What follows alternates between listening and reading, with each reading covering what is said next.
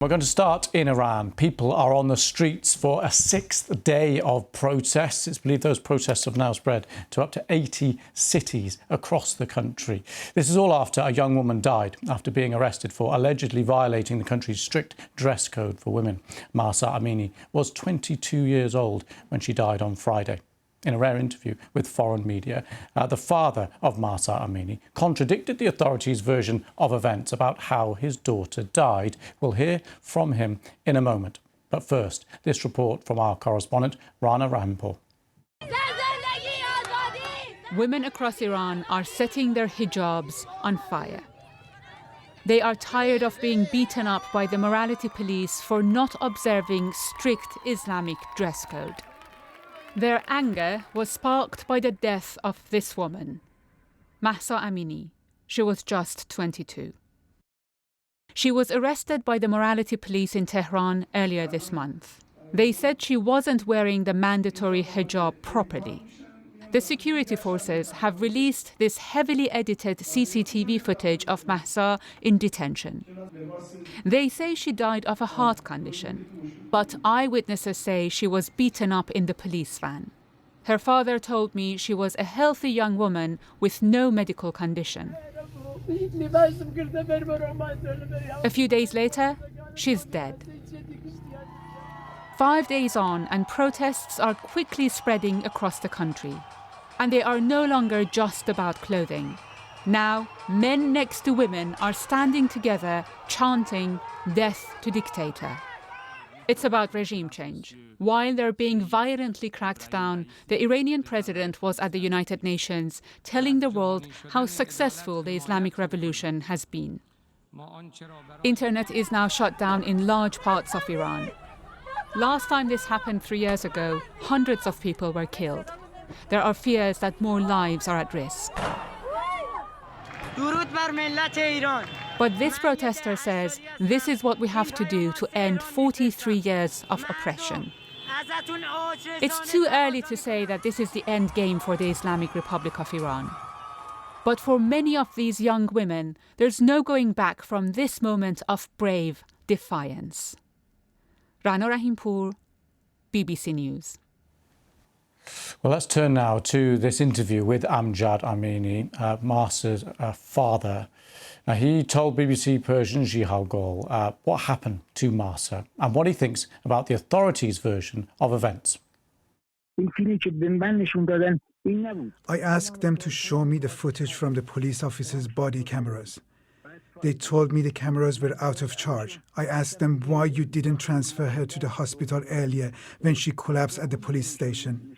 And they said the ambulance's key was lost for 20 minutes and they couldn't find it. Can you believe this? I still cannot believe she's dead. I don't want to believe she's not alive. I cannot. They have not sent anyone with her from the police station to the hospital. Nobody knew who she was in the hospital. I'm glad my son followed her to the hospital. Otherwise, we would have lost her. The authorities made up a lot of lies. Iranian state media are saying she had health conditions before. But that's a lie. The medical report was full of lies. The doctor told me they would report whatever they liked. I went to the medical office a couple of times. They didn't let me in. Well, Mr. Amini also told us that if her daughter was alive, she would have turned 23 yesterday. My daughter was so innocent. She was very innocent. She was very honest. She was very modern. She was an angel. I miss her. We all miss her. It was her 23rd birthday yesterday. She wanted to start university next week. She wanted to study microbiology. That was her dream, which never came true. Her mother is so sick. I also want to thank people for showing their solidarity. Well, with me now is Jihal Gol from BBC Persian. He spoke to Mahsa's father in those interviews that you just heard. Really difficult to listen to, unbearable time for him. What struck you about what he had to say? I think, don't forget what kind of condition he is under to talk to us. In one hand, losing his beloved daughter, and also in the same time, there's a heavy presence of security forces. We have to be a little bit creative to find a way to talk to him.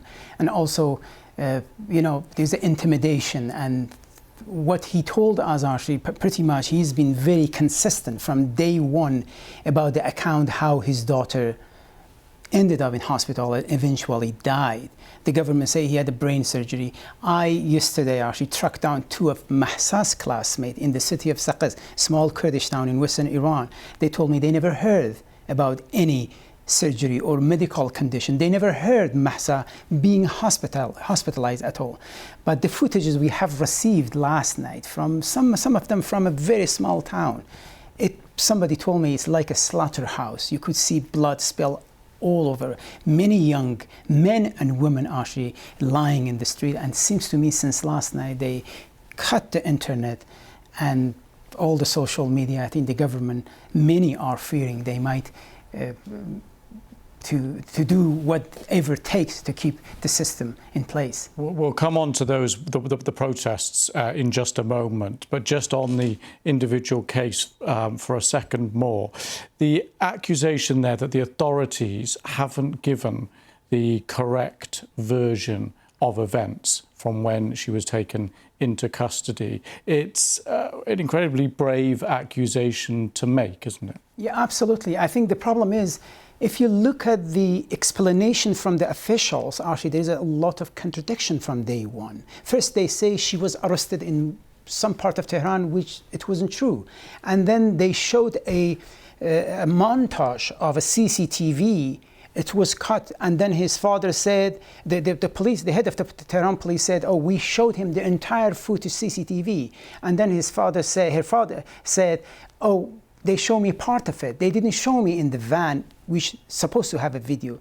They didn't show me in the backyard of the police station, which allegedly she has been beaten up there. Some of other girls who were arrested in the same time with Mahsa, they told her father and her brother, and also her 17-year-old brother was with her, and he begged them not to take Mahsa because they are from a small town, they are in a big city in Tehran, they don't know anyone. But despite that, his father told me his son also was beaten up and his clothes was ripped off. And just on to the protests, I mean, those details are difficult enough to hear, but on the protests across the country now, we're hearing the number of people who have died is increasing, number of protests in different cities seems to be increasing. What do you make of the level of the protests and the response by authorities? I think what started a few days ago in that small town, right, is like a wildfire actually spreading across the country. And the slogans we are hearing is precisely targeting the very foundation of Islamic ideology of Iranian system. That's why, and wearing hijab has been a pillar of the Islamic Republic.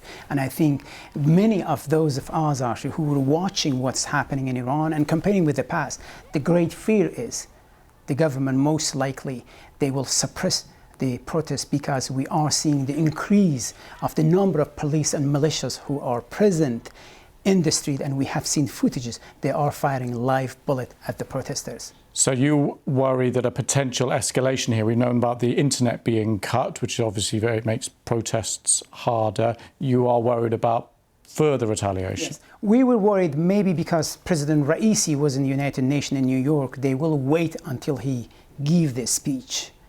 And exactly this is what's happening. But I want to tell you one very interesting picture we saw yesterday. Mr. Raisi actually raised the picture of Qasem Soleimani, the former commander of Quds elite force.